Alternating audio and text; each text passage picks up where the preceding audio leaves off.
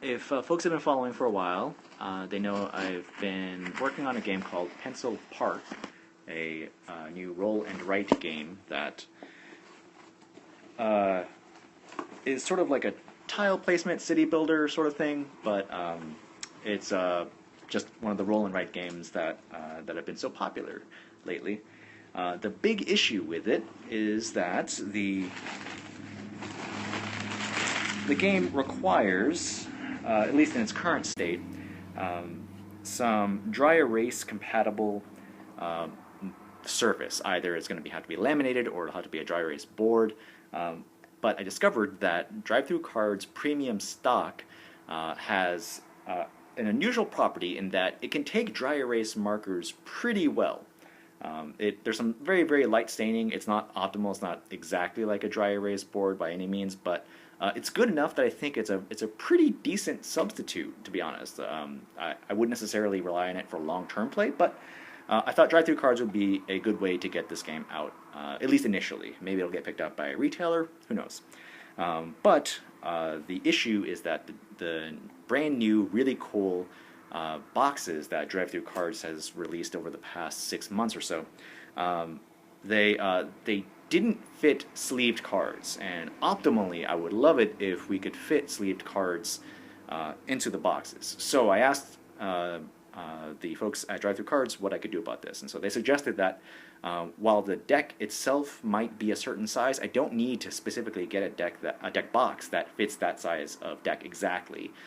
So I chose the largest deck size they had available for poker-sized dimensions, so that there would be enough wiggle room that I could insert the deck sort of sideways or at least somewhat diagonally at an angle, with hopefully enough margin around that box so that it could fit sleeved cards.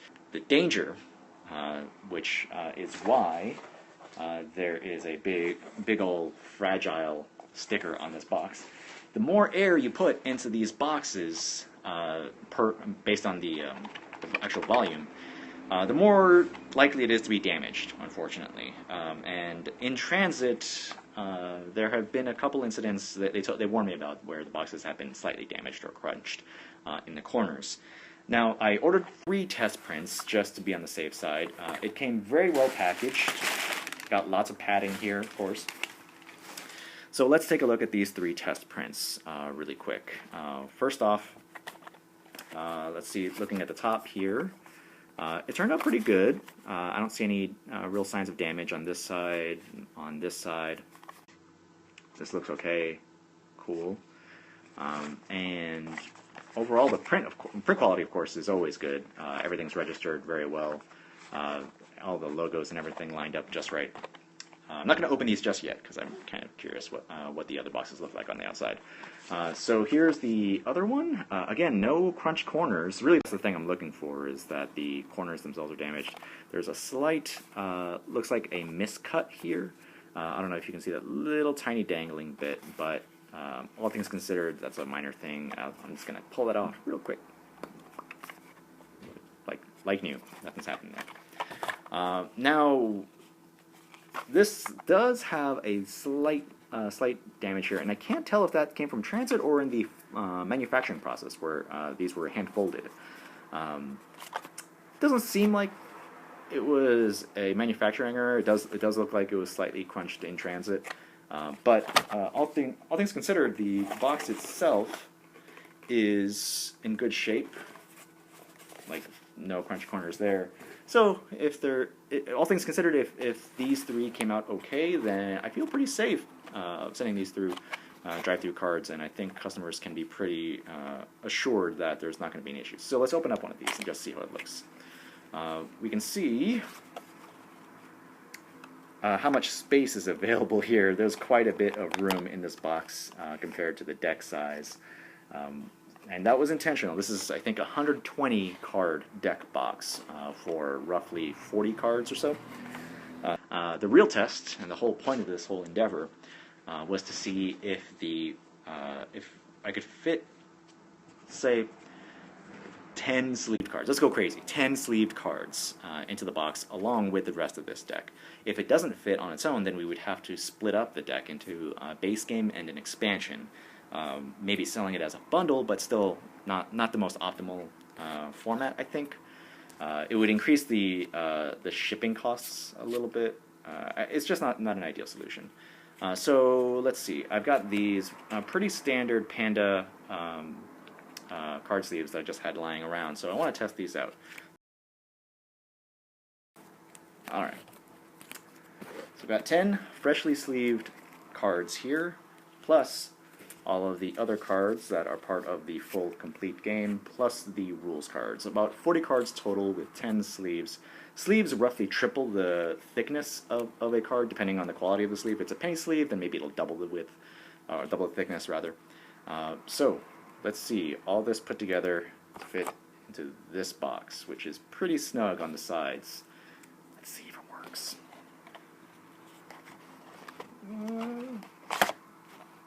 Hey, wow. Well, look at that.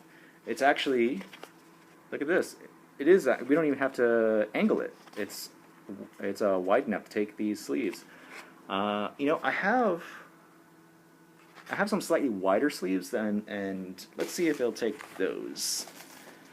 Because some of these really high quality sleeves, they actually are pretty substantial, and they can take up even more space than you expect. But I think this is a good sign. Let me try one more. Okay. Yeah, this is my slightly wider sleeve. You can tell how much margin there is around the edges of the card compared to the edges of the sleeve, and it does need to be slightly angled in order to fit. Otherwise, you're going to get a little bit of this bowing. You see that fold there? So if I was to have a number of these cards together, it's actually going to spread out that box a little bit or crunch up the sleeves a little bit. Oh, wait a minute.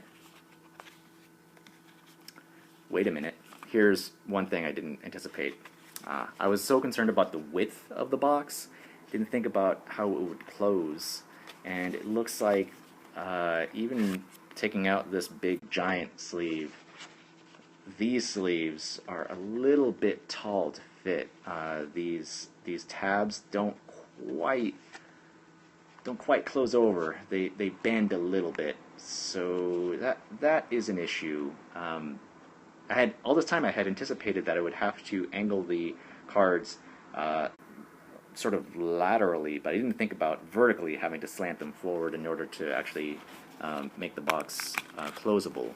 But hey, look at that. 10 sleeved cards in there, which I think will suit most people's purposes. I don't think many people are going to go hog wild with sleeving, but should they, I think that would actually still work, even if you had all 18 city cards sleeved, I think.